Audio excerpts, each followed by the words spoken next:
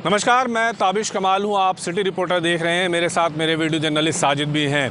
आपको बता दें कि दिल्ली में विधानसभा चुनाव को लेकर के सभी राजनीतिक दलों ने अपनी कमर कसनी शुरू कर दी है। आम आदमी पार्टी ने 70 सीटों पर अपने प्रत्याशी उतार दिए हैं। हालांकि कांग्रेस ने भी लगभग 47 सीटों पर प्रत्याशी उतार दिए हैं, जबकि बीजेपी ने अभी तक कोई सूची जारी नहीं की है। इसी को लेकर के दिल्ली में राजनीतिक गहमा-गहमी बहुत तेज़ हो गई है। आम आदमी पार्टी की तरफ से बीजेपी पर बड़ा हमला बोला गया है। आम आदमी पार्टी के नेताओं का कहना है कि दिल्ली में बीजेपी के पास ना कोई चेहरा है, ना ही कोई नेता है और ना ही कोई विज़न है। आम आदमी पार्टी प्रवक्ता प्रियंका कक्कड़ ने कहा कि दिल्ली में आम आदमी पार्टी सरकार ने जो काम किए हैं उससे बीजेपी घबरा गई है और घबराहट की वजह से इस तरह की बयानबाजी की जा रही है। ग्रंथी और पुजारी सम्मान योजना के बाद से लगातार दिल्ली के अंदर राजनीतिक घमासान मचा हुआ है। ऐसे में प्रियंका कक्कड़ ने आरोप लगाया है कि दिल्ली में बीजेपी के पास कोई मुख्यमंत्री का चेहरा नहीं है और बीजेपी ये बात भाप गई है कि बीजेपी चुनाव हार रही है और इस वजह से मुख्यमंत्री रहे अरविंद केजरीवाल की योजनाओं को लेकर के लगातार कटाक्ष कर रही है। दिल्ली में पुजारी ग्रंथी सम्मान योजना के बाद से लगातार राजनीतिक माहौल बहुत ज़्यादा गर्म है। ऐसे में मुख्यमंत्री आतिशी और पूर्व मुख्यमंत्री अरविंद केजरीवाल लगातार पुजारी और ग्रंथियों से मिलकर उनका रजिस्ट्रेशन कर रहे हैं, जिस पर कांग्रेस और बीजेपी आम आदमी पार्टी को लगातार घेर रही है। बीजेपी और कांग्रेस लगातार दोनों मिलकर ये कह रही हैं कि आखिर इतना फंड कहां से आएगा और किस तरह से इस तरह के वादे किए जा रहे हैं जिनको पूरा नहीं किया जा सकता। बीजेपी ने यह भी आरोप लगाया है कि पंजाब में पिछले 3 सालों से लगभग आम आदमी पार्टी की सरकार है और महिलाओं को वहां 1000 रुपये प्रति माह देने का वादा किया गया था, जो पूरा नहीं किया गया है। हालांकि इसके पलटवार में आम आदमी पार्टी का कहना था कि बीजेपी 20 राज्यों में सत्ता में है। बीजेपी को जो वादे दिल्ली में किए हैं वो पहले उन राज्यों में पूरा करके दिखाने चाहिए। वीडियो जर्नलिस्ट साजिद के साथ ताबिश कमाल, दिल्ली।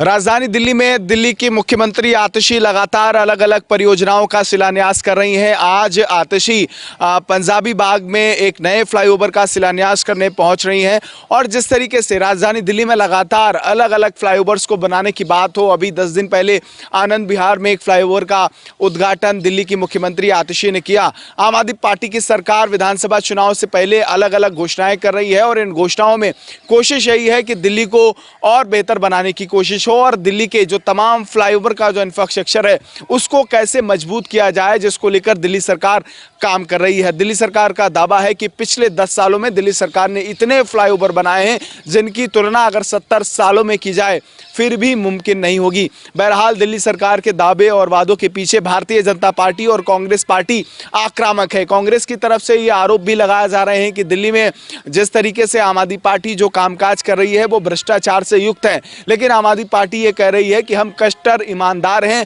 और जो भी काम किए हैं हमारी कोशिश यही रहती है कि जिस फ्लाईओवर को लेकर हमें जो बजट मिलता है उससे कम बजट में फ्लाईओवर बनाकर दिल्ली की जनता को हम समर्पित करते हैं। बहरहाल विधानसभा चुनाव से पहले अरविंद केजरीवाल की घोषणाएं, मुख्यमंत्री आतिशी की तरफ से तमाम कार्यक्रमों का शिलान्यास, उद्घाटन, इसका कितना असर राजधानी दिल्ली में आने वाले विधानसभा चुनाव पर होगा और इसका कितना राजनीतिक फायदा आम आदमी पार्टी को होगा, इस पर सबकी निगाहें बनी हुई हैं।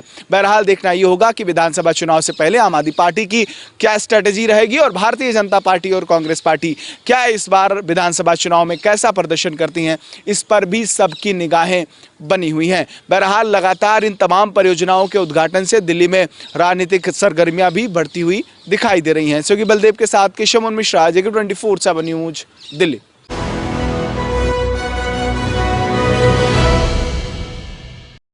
पंजाब की राजनीति में अब आने वाले दिनों में एक और बड़ी हलचल होने जा रही है।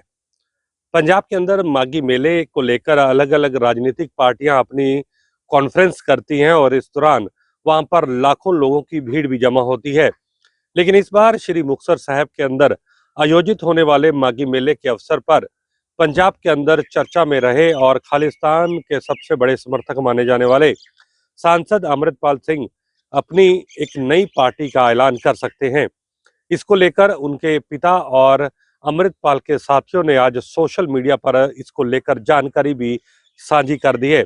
आपको बता दें कि अमृतपाल सिंह के खिलाफ कड़े कानूनों के तहत मामला दर्ज किया गया था, जब पंजाब के अंदर उनके खिलाफ सर्च वारंट चलाया गया था और उनके खिलाफ एनएसए के तहत पंजाब पुलिस ने मामला दर्ज किया था।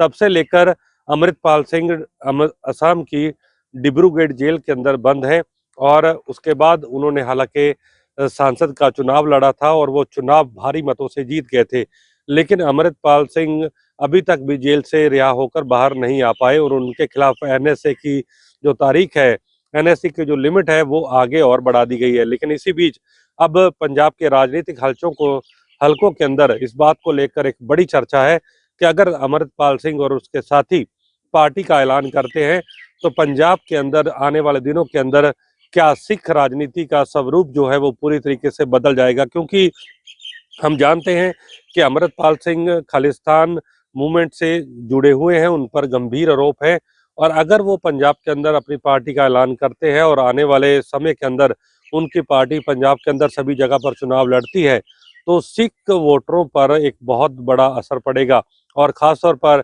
अगर ऐसी पार्टी पंजाब के अंदर आती है तो जाहिर सी बात है कि पंजाब की राजनीति की हवा जो है वो भी बदल जाएगी। कैमरामैन निशान के साथ मैं नवदीप छाबड़ा, JK 24/7 न्यूज, चंडीगढ़।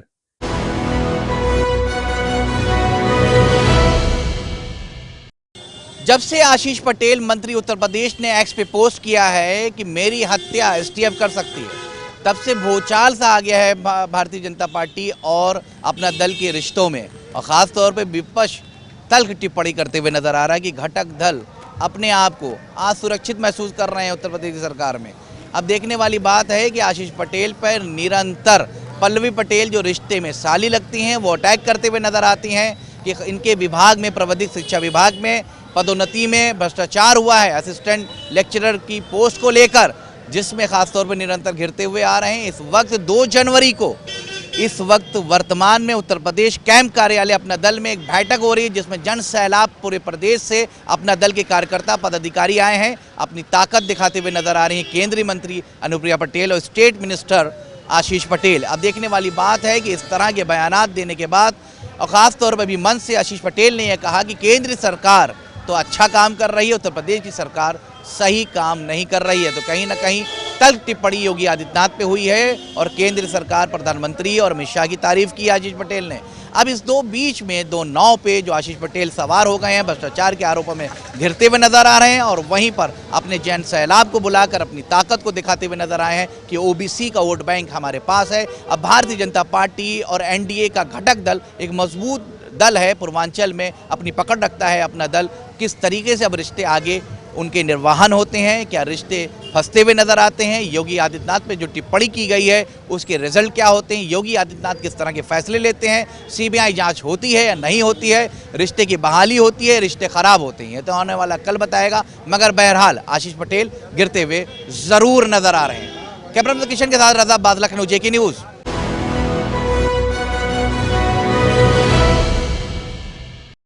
नमस्कार दोस्तों, स्वागत है आपका हमारे विशेष प्रोग्राम सिटी रिपोर्टर में और मैं देहरादून से धीरेन्द्र प्रताप सिंह हाजिर हूँ आपके सामने बड़ी खबर लेकर के। उत्तराखंड में 28 जनवरी से 14 फरवरी के बीच 38वें नेशनल गेम का आयोजन होने जा रहा है। गेम के आयोजन को लेकर के सरकार काफ़ी तैयारियां कर रही है। खेल मंत्री रेखा आर्य और खेल विभाग बहुत ही मेहनत कर रहा है इस खेल के आयोजन को लेकर के और उन्होंने कहा है कि ये खेल न केवल उत्तराखंड के खिलाड़ियों के लिए एक नया फलक, एक नया मंच उपलब्ध कराएगा, बल्कि राज्य की ब्रांडिंग करने का भी एक बड़ा अवसर देगा।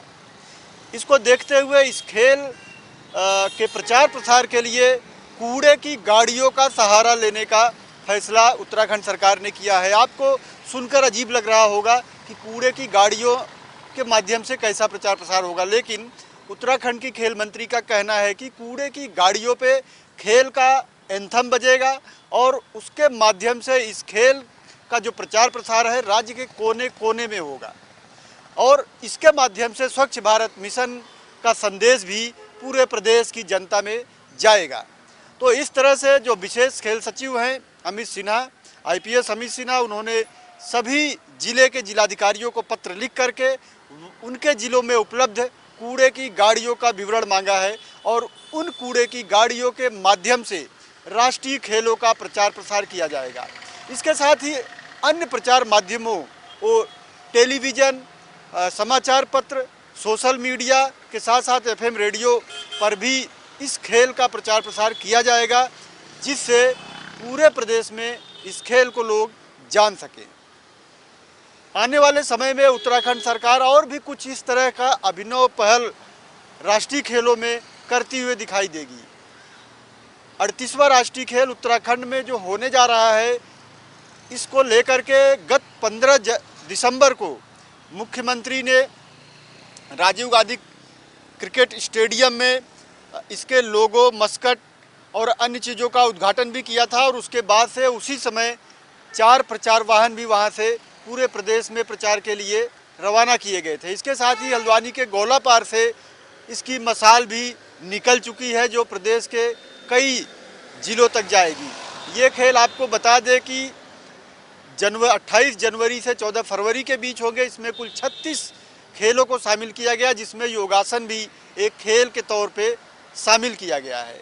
और इस खेल को लेकर के जहां उत्तराखंड सरकार में काफ़ी उत्साह है, वहीं राज्य से जुड़े हुए जो खिलाड़ी हैं वो भी काफ़ी उत्साहित हैं और उनको भी लगता है कि ये खेल न केवल उत्तराखंड बल्कि उनकी ब्रांडिंग का भी एक बड़ा माध्यम बनेगा।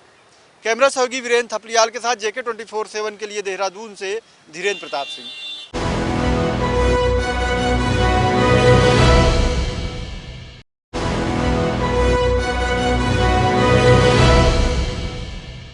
प्रयागराज महाकुंभ की तैयारियां लगभग पूरी हो चुकी हैं। पूरे प्रदेश भर को प्रयागराज को दुल्हन की तरह सजाया गया है। संगम तट पर शाही स्नान के लिए भी मुकम्मल व्यवस्थाएं उत्तर प्रदेश पुलिस के द्वारा कर ली गई हैं।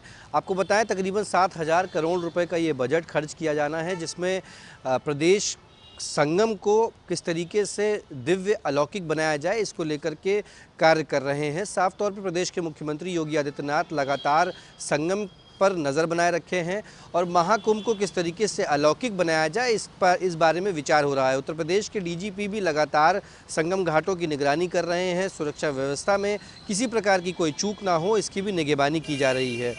सभी कैमरों को, सभी प्रयागराज में लगे सभी यूनिपोल्स को कैमरों से लैस किया गया है। ये सभी कैमरे जो हैं वो सीधे कमांडिंग सेंटर रूम से कनेक्ट होंगे, जिससे कि तत्काल रूप से किसी भी प्रकार की इमरजेंसी सर्विसेज को दिया जा सके। यही नहीं, सबसे बड़ी बात ये कि इस बार का प्रयागराज महाकुंभ बेहद ख़ास है, चूँकि यहाँ पर एक ऐसा ऑटो जनरेटेड अस्पताल बनाया गया है जो कि केंद्रीय सेवाकृत लोगों के द्वारा है, जो पूरी तरीके से आधुनिक है, अत्याधुनिक सुविधाओं से लैस है, जहां पर किसी भी प्रकार का उपचार तत्काल रूप से मुहैया कराया जाएगा। न सिर्फ NICU बल्कि ICU की भी सुविधा उपलब्ध है। पुरुषों के लिए, महिलाओं के लिए और बच्चों के लिए अलग अलग वार्ड बनाए गए हैं। यही नहीं, जो छोटी मोटी बीमारियां हैं जैसे मलेरिया, इस तरीके के संक्रामक रोग हैं, उनसे निपटाने के लिए भी बड़े माध्यम तैनात किए गए हैं। उत्तर प्रदेश का ये संगम देश दुनिया की नज़र रहेगी इसमें। इसको पूरी तरीके से महाकुंभ और महाभव्य अलौकिक बनाए जाने के लिए तैयारियां की जा रही हैं। अखाड़ों ने भी आना शुरू कर दिया है, महंत संतों महात्माओं ने अब यहाँ आना शुरू कर दिया है और प्रयागराज को किस तरीके से पूरे देश में 2019 का रिकॉर्ड किस तरीके से तोड़ा जाए, इस पर ध्यान दिया जा रहा है। प्रदेश के मुखिया साफ तौर पर निगरानी कर रहे हैं, साथ ही साथ तमाम कैबिनेट मंत्रियों की लगातार ड्यूटी लगाई जा रही है और यह भी ध्यान रखा जा रहा है कि आने वाले साधु संतों को किसी भी प्रकार की कोई समस्या ना हो, क्योंकि साधु संत महासंत जो हैं वो शाही स्नान करेंगे और शाही स्नान को अलग से घाट निर्धारित किया गया है। उन घाटों से आम जनता को तकरीबन 200 से 300 मीटर की दूरी पर रखा गया है, जिससे संतों को नहाने में, स्नान करने में किसी प्रकार की समस्या न आए। 13 तारीख से शुरू होने वाला ये महाकुंभ 26 तारीख तक चलेगा, जिसकी भव्य और अलौकिक तैयारियां उत्तर प्रदेश सरकार के द्वारा की जा रही हैं। वीडियो जर्नलिस्ट जुबेर के साथ गौरव पांडे, JK 24/7 न्यूज़, प्रयागराज।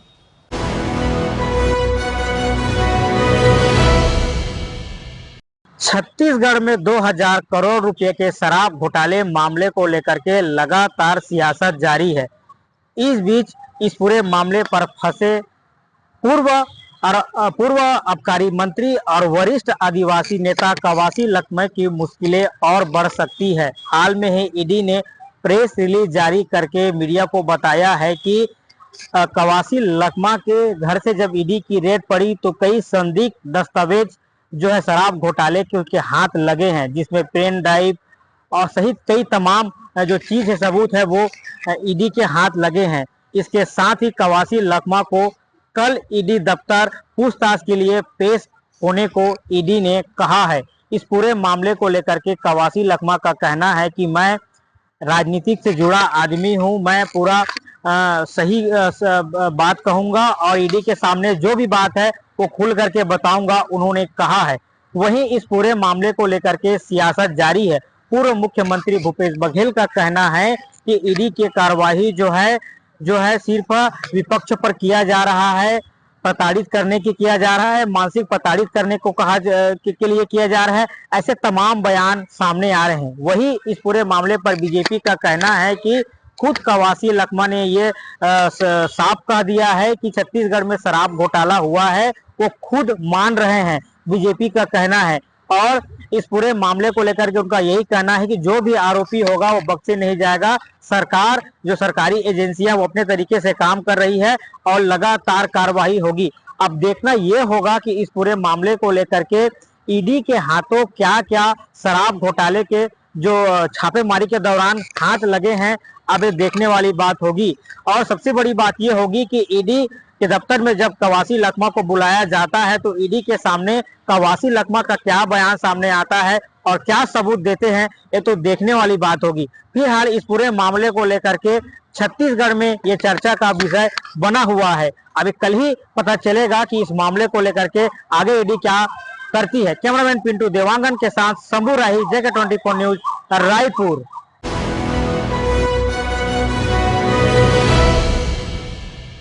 विधानसभा चुनाव की हार और बीएमसी रणनीति पर उद्धव ठाकरे का मंथन। नमस्कार, मैं हूं इरशाद अहमद और आप देख रहे हैं सिटी रिपोर्टर। खास तौर से खबर है महाराष्ट्र की सियासत से जुड़ी हुई। अब उद्धव ठाकरे ने विधानसभा चुनाव में हुई हार के कारणों की समीक्षा और आगामी बीएमसी चुनाव की रणनीति पर जो है खास तौर से एक बैठक लेने की बात कही है। तो वहीं रणनीति जो है तैयार की जाएंगी और 3 दिवसीय बैठक में महाराष्ट्र में विधानसभा चुनाव में खास तौर से जो हार मिली थी उस पर समीक्षा होगी। और महाराष्ट्र में मिली करारी हार के बाद उद्धव ठाकरे के नेतृत्व वाली शिवसेना खुद को फिर से खड़ा करने की कवायद में जुट गई है। इसी के तहत मातोश्री में 7 जनवरी से 9 जनवरी तक 3 दिवसीय बैठक आयोजित की जा रही है। इसमें खास तौर से हार की समीक्षा होगी। इन बैठकों में 36 विधानसभा क्षेत्रों के कार्यकर्ताओं और नेताओं के साथ हार के कारणों पर चर्चा की जाएगी। बैठक में समन्वयक, विधायक और पूर्व विधायक शामिल होंगे। पार्टी पदाधिकारियों ने पहले ही 21 दिसंबर को ही जो बैठक ली थी तो उसमें एक रिपोर्ट तैयार की गई थी जिसमें अब समीक्षा के लिए पेश किया जाएगा। अब क्या होगा बीएमसी चुनाव की रणनीति में?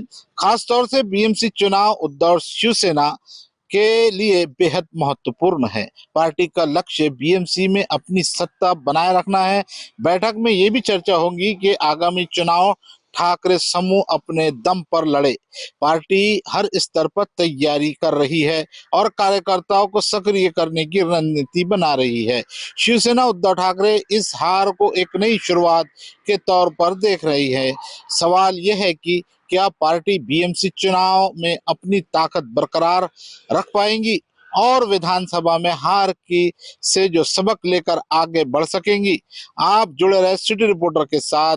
कैमरामैन फरहान के साथ मैं इरशाद अहमद, JK24 न्यूज, मुंबई।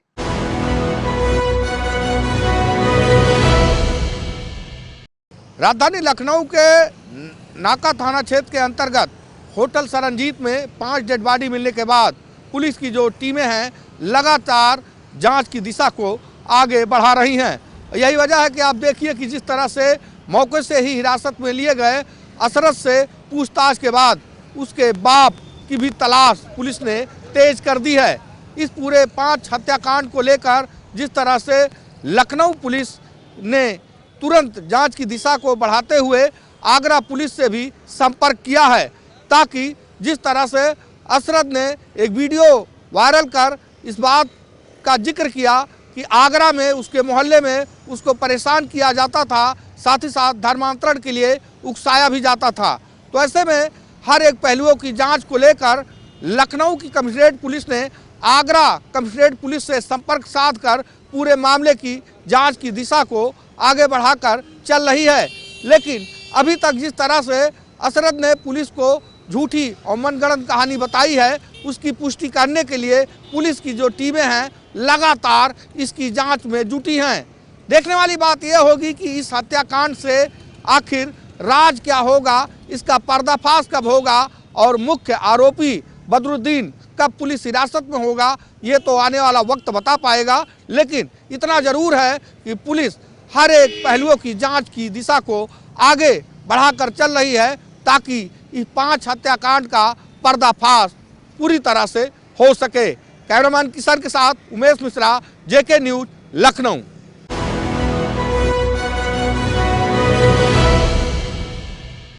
नए कानून BNSS के तहत देश की पहली कार्रवाई यूपी के बुलंदशहर में देखने को मिली है, जहां पर महज 5 महीने में चोरी हुए माल को बरामद कर पुलिस ने जो पीड़ित को सौंप दिया और 5 महीने में कार्रवाई भी खत्म हो गई। दरअसल यूपी के बुलंदशहर में ये मामला निकल कर के आया है। यहाँ पर जो सिकंदराबाद कोतवाली क्षेत्र का है, वहाँ पर एक घटना हुई थी 2 सितंबर 2024 को, जहाँ पर एक व्यापारी के यहाँ पर 3 नौकर काम करते थे। उन तीनों ने मिलकर व्यापारी के यहाँ से 5 लाख की चोरी की घटना को अंजाम दिया था और चोरी किए गए पैसों से एक KTM बाइक और एक महंगा मोबाइल आरोपियों ने जो खरीद लिया था, जिसको लेकर जो पुलिस में शिकायत की गई। पुलिस ने तत्काल उस पूरे मामले को लेकर FIR दर्ज की और जो चोर थे उनको गिरफ्तार कर सलाखों के पीछे भेज दिया। नए कानून BNSS के तहत जो पुलिस ने एक धारा, जो नए कानून की जो धारा है 107(1) के तहत पुलिस ने ये कार्रवाई की और आरोपियों के पास से जो बरामद मोटरसाइकिल थी KTM और जो मोबाइल था उसको बरामद किया और उसको सार्वजनिक नीलामी कराई। नीलामी के माध्यम से जो पैसे आए वो पीड़ित जो व्यापारी था उसको सौंप दिए गए और इस पूरे मामले को लेकर ये मामला सुर्खियों में बना हुआ है, क्योंकि BNSS के तहत देश में पहली और बड़ी कार्रवाई यूपी के बुलंदशहर में देखने को मिली है। इस पूरे मामले को लेकर जो बुलंदशहर के DM हैं CP सिंह और SSP श्लोक कुमार सिंह ने संयुक्त रूप से प्रेस वार्ता की और जो पीड़ित व्यापारी था उसको बुलाकर जो वहाँ से अर्जित की थी राशि, जो आरोपी थे उनके पास से जो KTM बाइक थी और जो मोबाइल उसका नीलाम किया था, उसकी जो धनराशि थी उसका चेक 2,17,000 रुपये पीड़ित व्यापारी को सौंप दिए गए। और साथ ही साथ जो इस नए कानून के तहत जो पीड़ित है उसने भी इस कानून की जो प्रशंसा की है और साथ ही साथ PM मोदी और जो अमित शाह की भी उन्होंने तारीफ की है। और चूँकि जो पहले जो होता था, जो पहली जो प्रक्रिया थी IPC के तहत जो FIR दर्ज होती थी, उसमें जो पीड़ित होते थे उनको काफ़ी कोर्ट कचहरी और पुलिस के जो काफ़ी चक्कर काटने पड़ते थे, जिसको लेकर लोगों में निराशा रहती थी। लेकिन नए कानून आने के तहत जो लोगों में ये उम्मीद जगी है कि अब जो न्याय है उसमें जो न्याय जल्दी मिलेगा और कहीं ना कहीं इस जो नए कानून के तहत जो बदमाश हैं उनमें भी कहीं ना कहीं जो उनके जो हौसले हैं वो भी कहीं ना कहीं पस्त होते हुए नजर आएंगे। बुलंदशहर से JK 24/7 न्यूज के लिए परवेंद्र लोधी।